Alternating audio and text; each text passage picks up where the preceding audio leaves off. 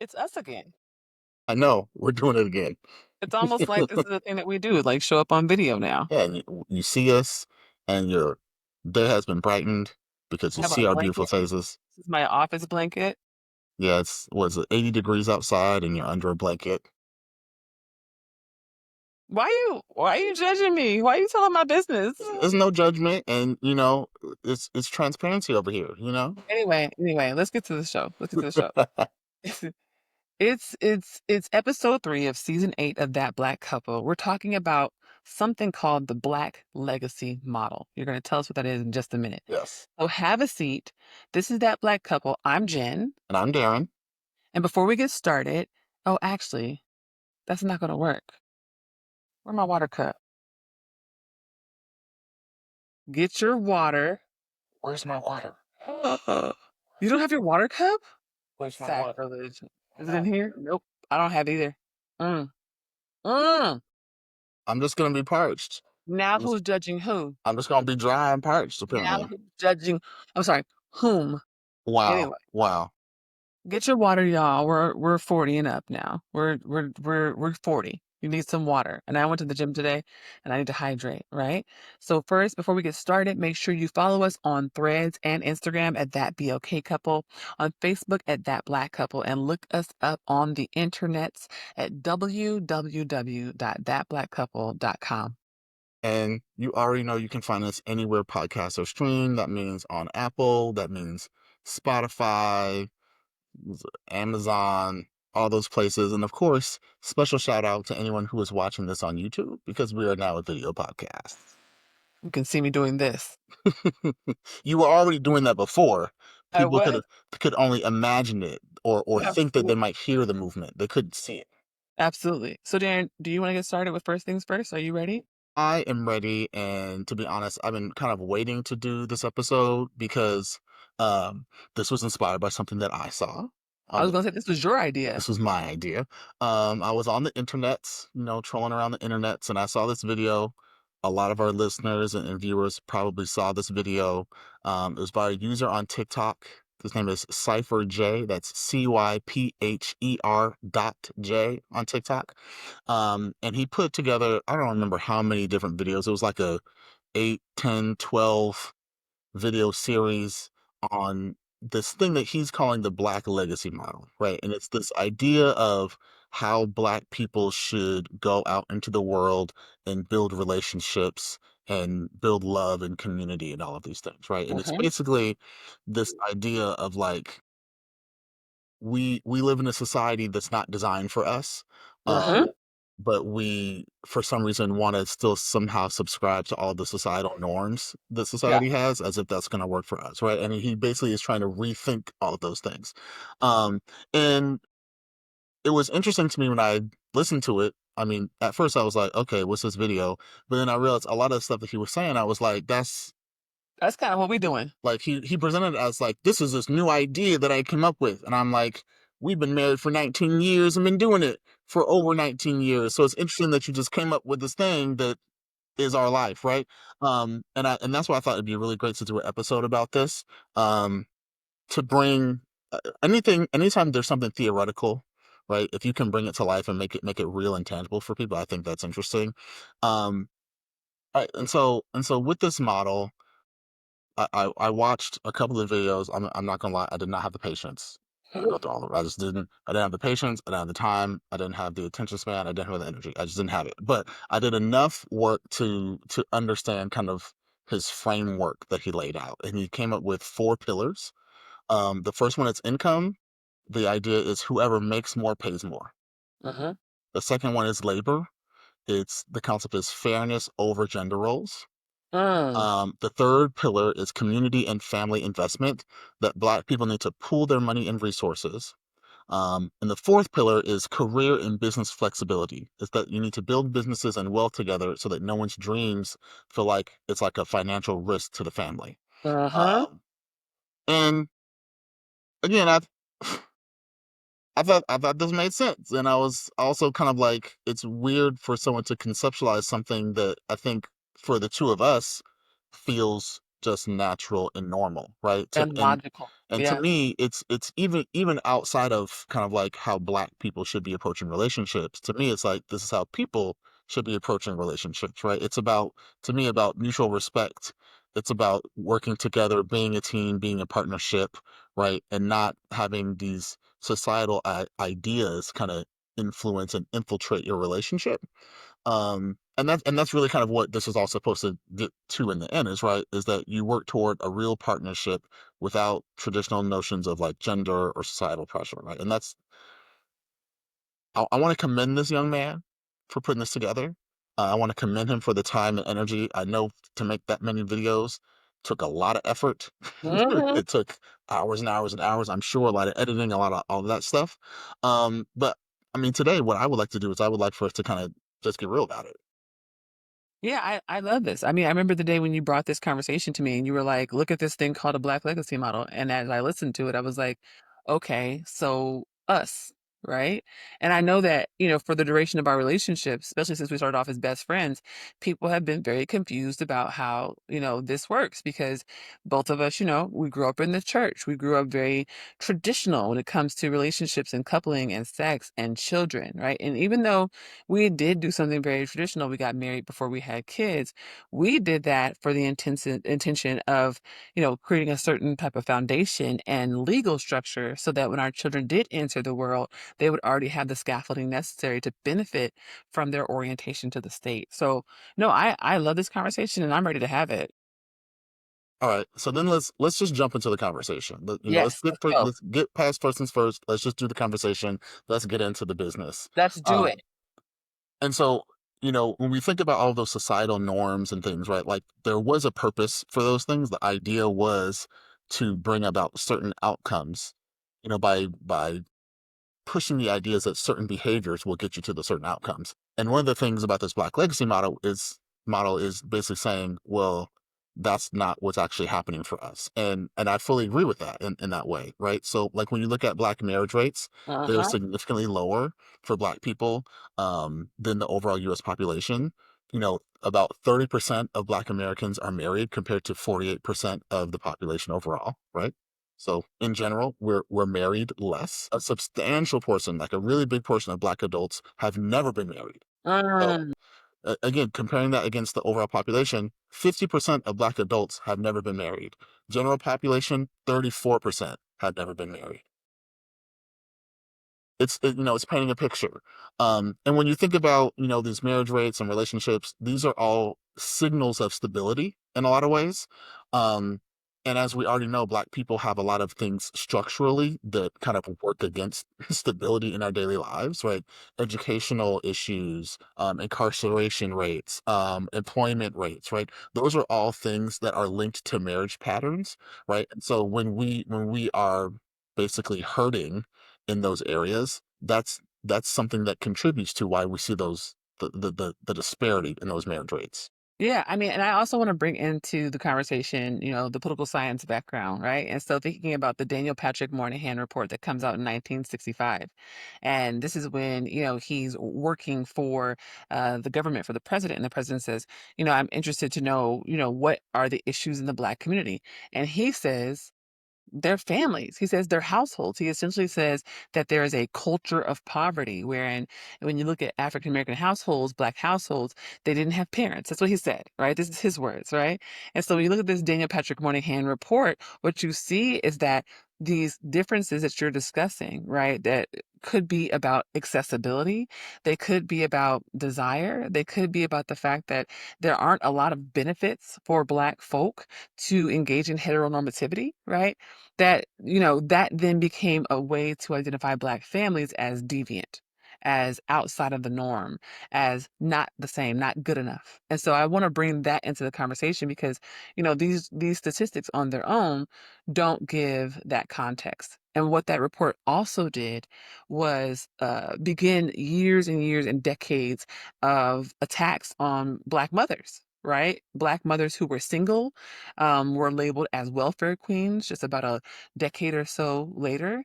They were the root of the argument against the AFDC, the Assistance for Families with Dependent Children care program that was the federal welfare program up until the 90s or so when it changed to TANF, Temporary Assistance for Needy Families, right? This whole logic around Black families and Black coupling as not being normative actually was the root of policy change at the federal level, you know? And so I think we don't take it seriously enough. Wow, I'm always impressed. Because you do stuff like that off dome, and I'm like, I don't know how you keep it in your head, but you do it and you're great at it. I mean, you're right though. Like those are all the things that kind of contribute to where we are today. And in particular, I think you've talked about this before, the Patrick Moynihan report. I always find it so interesting because he went at this with the best of intentions, right? He Like did. it was Yeah. well intentioned, and a lot of what he's saying is accurate and true, Yeah. right? Right. But it gets to kind of what I just said a moment ago of like, well, there's reasons for this. And if you Yeah. don't get at the reasons, then you That's right. never actually solve the problem. And That's as we right. can see, we never got to the reasons. It's been That's right. decades. We still haven't gotten there. We're still not getting there, right? That's right. And we can see it in how relationships are being handled and managed today. Yeah. Um, with this Black legacy model, I find it so interesting because the idea is basically taking all of that history and saying, because of that history, we can't operate the way society says a normal, Traditional. heterosexual, Yeah. cisgender, Yeah. cert Insert societal norm vanilla, description white here. bread. Yeah. Right. Like we can't operate that way because we are not the things that that model was built for. That's Our right. bodies don't work that way. Our That's lives right. don't work that way. So why would we try to comport ourselves into this weird Right. societal norm, right? Right. And that's why, when we think about the four pillars, right? And again, thinking about how, we have partnered and coupled all these years, right? Yeah. Like to me, it makes sense because I think for both of us, it came from that same place of like, I'm with you, you are with me, we are a partnership, we are in this together. How do we win together? That's Right? right. How do we take ego out of the equation? That's right. Number one, That's the first and hard part. foremost. Yes. That's the hard part and the most important part, right? Yes, it is.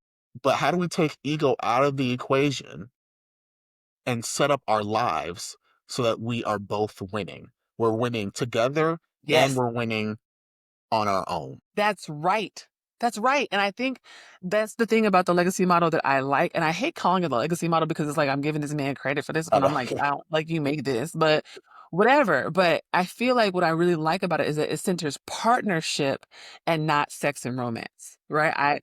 I have never been a person that saw sex and romance as strong enough, valid enough, and had the longevity enough to keep a relationship sustained. I watched women in my family get married over and over and over again with men who they were romantically attracted to and could not build partnership and interdependence with. Right? They couldn't actually get along with them enough and trust them enough to engage in the work of living and loving together for generations, right? And so I think, what I like about the pillars is, the first is thinking about labor distribution, right? This Right. idea that there shouldn't be any gender roles in your household. And that was one of the first things we established because we individually don't agree with gender roles, Right. right? It was like gender roles are not helpful for us, especially because our genders do not acclimate to larger white hegemonic standards around what gender should look like. You Right. know, I always go back to that time we were at the movie theater in LA and that guy walked up to you and was like, but sir, she's taller than you. And you were like, yeah. Yeah. Whoa. And even in that, it's like the fact that you were able to say, I don't really care about what the societal norms are around what this person should look like, what their size should be, and how they should show up. I care that this person wants me to be the best version of myself, that looks out for me, cares for me. When I ain't got it, this person got it, right? I think Not a lot of people are willing to do the work that is required to engage with their gender roles and how so much of their relationships are rooted in what they believe people should be. Yep. But if I think about it this way, is if you're in a real partnership, right? If you think about a business relationship, right? You have people that are better or stronger in some areas than others, right? Mm-hmm. I might Yeah. I might be really good with money. Yes. You might be really good with customer service or Yes. whatever. Yeah. Does that mean that I don't ever do customer service?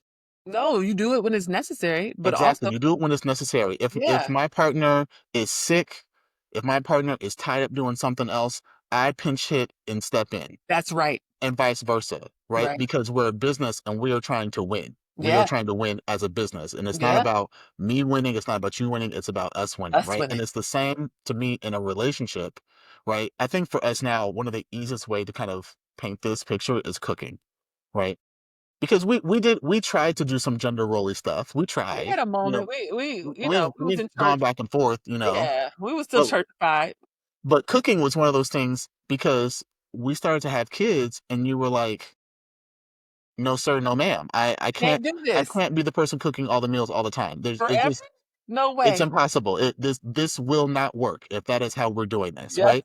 And so what that meant is for years I basically had to train myself That's right. to learn how to really cook, That's right. to learn what I'm good at cooking, That's right. um, and practice and fail and mess up and And I have had to let you do that. I had to right? step back and watch you do that because it's your process. That's the other thing that bothers me is that people get married and then they become these symbiotic human beings Uh-huh. where they're like wrapped up like venom and you know what I'm saying?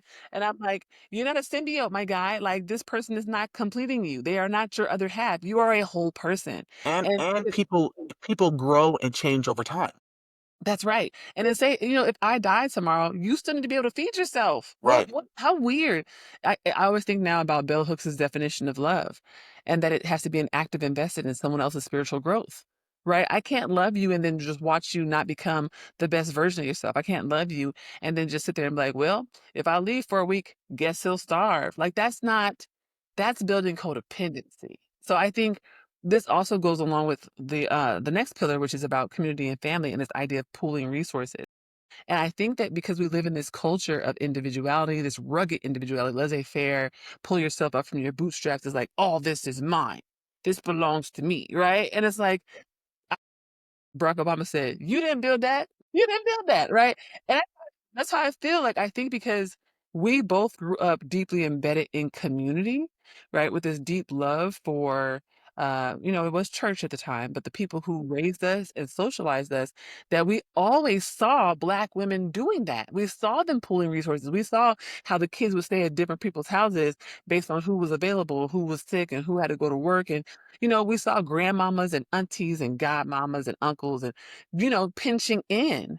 And I think that, in white heteronormative culture, that is not the norm. That's not the norm. So we cannot move in relationship, especially in marriage with children, where we are trying to acclimate and assimilate into the norms that simply have never even been, not even our tradition. And honestly, from an economic standpoint, right? Like we said, there's all of these things working against us, right? And so we're always pushing up against the machine. We're always Mhm. fighting and pushing back, right? The It's much easier to fight back when you have a whole army of people. Yeah, It's much easier if you don't have to be the sole caretaker for your kids. If on the weekends they can go with grandma that's and you right. can have a break, or you can Right. go invest in your education, That's right. or invest in just yourself in your own spiritual health, right? That Yeah. makes things so much easier if you Yeah. have that community. And Yeah. also, we generally have fewer economic resources, That's right? right. And so if you're trying to do less with more, it might make sense to pull it all together. Just like in Yeah. just like in Princess and the Frog, No, when they all when I she's like, got "We gumbo. making I gumbo. got gumbo. I got gumbo, you got cornbread," and the whole community Let me get all my had, hot sauce, you child. know, But I mean, it's that idea, right? It's that idea of if we pull all of our resources together, we can all flourish, We're right? stronger. And that We and that's learned why this that's so important. we learned this as freshmen at USC trying to go to the movies and get gas in LA, one of the most expensive cities Uh-huh. in the country. And we're like, we broke college students. How we gonna do this? And I figured out sometimes I was gonna have money, sometimes you was gonna have money, but we was gonna go to the movies regardless, right? You got me next time, I got you. And we created that culture back then. Now here's where it gets hard, right? I think those last two pillars are the hardest ones, the ones we haven't talked about yet, right? We talked about labor distribution and gender roles, and we just talked about community. I think people can get with that, but where they can't usually get with is this idea of income pooling and flexibility in careers. Those are the two pillars that I think actually a lot of Black folks struggle with the most, because we're not raised that uh, a man should make the money and then a woman can also make money and then it's their money, right? We're really socialized into this whole like man brings home the bacon and the girl sits at the house and she just waiting for the man to give her. And like a lot of folks really want to be provided for and all these things. But the truth of the matter is like if you in a house and both of y'all got income and you got kids, the most economical thing to do is say, this our money, right? This is for us. Save some for myself, save some for you to have the full life that you want to have, but also acknowledge that in the endeavor of raising children and the entanglement that is involved in raising children, you need to be lockstep and in partnership economically. You Uh-huh. have to be. That's how a lot of marriages end up breaking up because they have money problems and they can't sustain themselves. That's the number one issue. That's the number one issue that breaks up marriages. Yeah. Is the income part. And I do want to give people a peek into the trajectory of our relationship because income and career and business flexibility Yeah. really for us hand in hand and something that has really, like I said, it's really defined the arc of our relationship. Yeah. From those early days, like you said, of like we're at USC and we're going to the movies, who got gas, who got That's right. popcorn, who got Right. hot dogs, right? And it was like, it's gonna be whoever got it this week, That's whoever right? got it. And honestly, and not even really keeping score, saying, well, I paid No. $5 last week, so I need my So now you $5 owe back. me $5. Yeah, no. It might have 3 weeks in a row, I might have had it, right? Yeah, And then the next 4, it might have been you. Like that's right. it was about in togetherness, we got it together, right? That's right. And from that same idea has been brought forward all the way into today, right? So one of the things I think is really funny about our relationship is we almost have a competitive spirit about income. We are always competing about who's making more money More right money now. because 'cause you're the breadwinner, and I like it. Thank you. We Keep doing we that. that's debatable at this moment, but what we keep talking about is who is the breadwinner for right You the now. breadwinner, you the breadwinner, And you the who and yep. honestly, I mean, I'm gonna tell you our business and whose name is on the house, right? Because look, Because for that us, is. this is real. For us, it has ping ponged, It right? has ping pong. You got this first house, I got the second house. Right now, I'm making more money. Then you get a new job, you're making more money, right? And the Yes, idea is, right, if we're all on this together, right, just because I make more money doesn't mean that now I keep more for myself. Because next year, when you get that next job, when you get that raise, when you get that bonus, right, you're also not going to be keeping more for yourself. We're that's putting it right. all into the same pot. That's right. The That's right. same thing happened with us for education, That's right? right. Because all of those things go hand in hand. And I That's right. remember my family was real iffy on this They one. sure the hell It was a was. little They said, contentious. why are you gonna PhD before he goes to grad school?" I said, "'Cause I have the uterus. I have the uterus." Yeah. And that's the thing, right? When you're in a marriage, you're planning a life, right? It's not just like I'm planning my career. It's your career, it's family, it's Yeah, economic stuff, it's end of life that's planning, it's right. it's all That's of right. those things, right? And so Think it it was yeah. The times we've had surgery and gotten sick and somebody right, had to change their work schedule to help care for someone, like, you have to plan for all of that. all of it. And that's what happened, right? You were like, well, I'm going to grad school now. I'm having kids now. It's going to flip flop. When you're in grad school, I'm going to be the main person Yes. working, right? And then when that's flipped, then I'm going to be really going to grad school, and you're going to be Yeah. bringing home, right? And Yeah. and I cannot express to people how amazing it is to not have to do the mental gymnastics of from the years of 2016 to 2018, you were making this much No. more, I and don't now care. you owe me, and now I have it's it has always been, how do we win as a team? How As do a we team. get from point A to point Yes. B? How do we pay Yes. this mortgage? How do we put these kids into the schools they need to go to? How do we buy the house in the neighborhood That's that right. we need to live in? Yeah. How do we do the things that we need to accomplish for the team? And I am just as invested in your success and you becoming the best version of yourself as I am in my own success and my own ideas about what the best version of myself is. That Like part. my investments in you are just as important to me as investments in anything else. And I think that I really want people to take that home. Like marriage is not like cutesy and weddings and gender reveal parties and whatever other things that heterosexual people are doing. Marriage is a contract with the state, and Yes. it's also a commitment with another person to be a partner. And if partners are only about genitals and sex and looking cute on IG, baby, let me tell you right now, baby, you're not gonna make. And it's really funny because you lay it out that way, because over the years, a lot of people have looked at us and been like, relationship goals, woo, yeah. And I'm like, our relationship has changed like every year.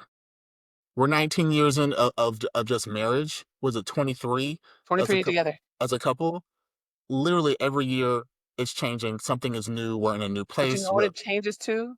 Something that works for us in that moment. Yes, And yes. that's what people need to focus on. You have to build partnerships that are adaptable and flexible, that work for who you are and who those other people are, whether they be your children and your partner. If you don't have children, it's just your partner, whatever it is. It has to work for you. And if it comes prepackaged, if it comes, one size fits all, you're gonna be trying to fit your square relationship into a triangular hole. Mm-hmm.